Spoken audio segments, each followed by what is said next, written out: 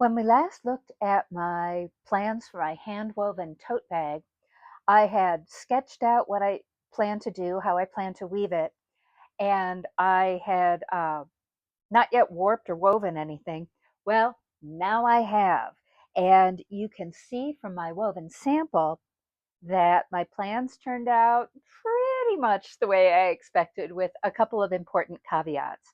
So I had planned to set up my rigid heddle loom to weave a sample for tote bag fabric. I wanted the finished fabric to be 32 inches wide, 12 inches high, with the warp coming along the sides, so that I would have a neat selvage edge at the top of the bag, and then the bottom of the bag I was going to seam, and then I was going to sew one seam edge. Alrighty, folks, this is what my sample turned out like. And as always, sampling teaches you things. So one of the first questions I had with this yarn was, because it was coarser wool breeds, I wasn't sure that it was going to felt. And you can see that, oh my goodness, yes, it does felt. It felt beautifully. It felt fantastically well. So right off the bat, I knew that I was on the right track.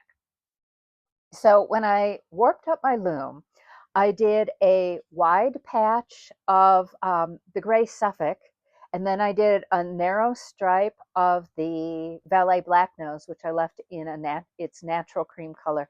And then I did another narrow stripe of the Anna Runes Rovings, which I had dyed black. And I did it that way deliberately, partly so I could see if there were differences in the breeds and how they performed under agitation, etc., and partly so I could see uh, what the texture would look like, and also so I could see how the colors interacted. So, as you may recall, I'd had a plan to leave a band near, closer than not to the top edge, that was going to be the cream, and I was just going to leave it plain. But after I wove up this sample, I really, really loved how the black and the black and the cream interacted to form what is visually a gray, even though it's two different colors of wool. So now I'm thinking, now that I've tested how these colors play together, I am likely to not try leaving a solid strip of white, but to just do a sort of almost random plaid effect, so that I've, in essence, got three colors to work with, even though I've only got two colors worth of yarn. So that was one of the first things I've learned. The second thing I learned was that um, not only does this yarn felt really, really well, it felt slightly unevenly. So I carefully wrote down all my specs. I wrote down that I was working at 5 ends per inch on the sample, that I had an 89-inch warp, that it was 17 inches wide in the reed. Off loom, I measured it before I did any wet finishing, and then I wrote down the steps I tried. And in fact, when I first tried a wet finish on this, I threw it in the washing machine with an old towel and just washed it on the towel cycle on hot water. And it didn't really shrink. It didn't really felt. It fuzzed up like you would expect with any wet finishing project on a hand wove with wool, but it wasn't shrinking. So then I threw it in the washing machine again with this great big comforter that I have and the old towel, and on the same cycle, and that time it shrank. So remember that one of the goals of this is to have really ferociously tough fabric, and you can't stretch this. You can't stretch it much. You can't damage it. It is pretty much waterproof and damage proof, which is great. So it did need 2 passes in the washing machine, and I have a high efficiency machine. It's a top loading high efficiency. So I think that adding in the great big comforter, which takes up most of the drum of the washing machine, um, gave this sample something to play around with. And my finished results are 9 inches wide from the 15 and 16 inches long from the 26 inches. So the big thing that tells me is that in fact, my plans for shrinkage need to be adjusted significantly because I'm getting closer to 45% shrinkage when I had planned for about 30. So now I know more.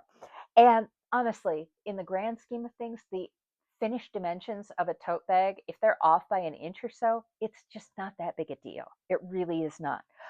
But notice that one edge of this seems to have shrunk more than the other edge of this. So I'm going to take that into effect as I plan the fabric for the bag. Oh, and bonus, uh, I had not thought about putting a pocket in on the inner side of the bag, but I might actually do that because why waste this really fun fabric? So, what else did I need to check before I go ahead and warp up the loom for the final project? I have pulled out a number of my overall buckles just to give you a sense, in case you're not familiar with these because you don't wear overalls or something, um, just to give you a sense of how I can attach the straps however I choose to make them. And in fact, now that I know how this wool performs, I might weave a narrow strap, again, allowing about 40% for shrinkage on both dimensions, and then um, just use a plain black strap. Or actually, what I'm likely to do, and I'll show you this in a second, is do a gray strap with black edges. And I can do that on what's left on my loom from this sample. But uh, getting back to how these overall thingies work, you fasten, and I'm going to do this in different colors. I've got all these out here to show you the widths you can get. And this is what the um, lengthening buckles look like. Sorry, they've probably got a real name and I just don't know what that is. But if you want to be able to adjust the straps on your overalls, you would sew a length of the strap around this little guy, and then you could slide this up and down to lengthen or shorten the overall strap. Well, I'm not going to do that. So I've actually got many more metal pieces than I really need, but you can see that you can get these overall things in many different colors and finishes and widths to fit any strap situation you might need. So to make these work, you put the button onto the bag, and from the back, you hammer the button into place with one of these little studs. And I have never had this button come off once it's hammered on. What I have had, and I wish there were a better fix for this, is I've had this strap, or sorry, this stud work its way through the fabric of my old purple bag because I cut the hole too big. So on my new tote bag, I'm not going to cut a hole at all. I am just going to, and this is our test here, I'm just going to press it through the fabric from one side. And you can see, I think, how much trouble I have actually getting it through the fabric, which is great. And then I will hammer this into place with the decorative button. And then once the bag is finished, or once I'm ready to, once the strap is finished, I just hook and hook the overall button, sorry, the overall clasp onto this button, and I have got a really, really sturdy way to put a strap on anything I might want. A purse, a tote bag, probably I could even do a suitcase like this or a backpack, and it would never come off. As long as that little tiny stud doesn't work its way through the fabric from the wrong side.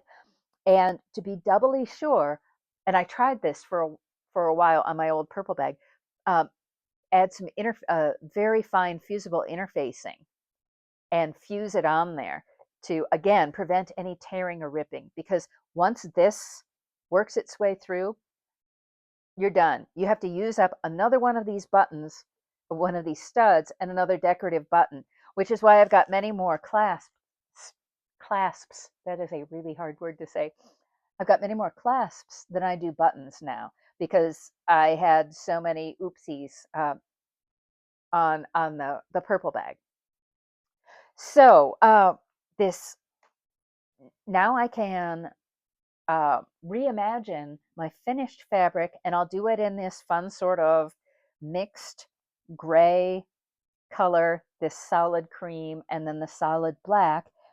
And the fabric that gave, sorry, the yarn that gave me the results I liked best seems to have been the Anna Runes Roving. So not only is it, has it got a little more shine to it, or at least it did before I felted it, uh, I end up with this. It looks like, well, it looks like boiled wool because it basically is a boiled wool fabric. So my sample taught me a lot.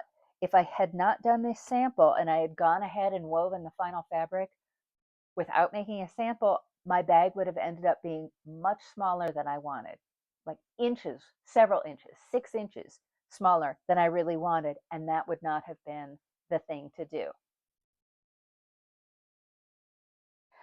So this is what the warp looks like on my flip loom, and I've got it standing as vertically as it can go on its trestle stand. But this actually gives you a better idea of what's going on here. So I am going to weave with, I've got enough warp to do a narrow strap. So I'll just take out sections that I don't want for the strap and leave this part and then weave it with black weft. And then I'll have this nice gray strap that has black edges.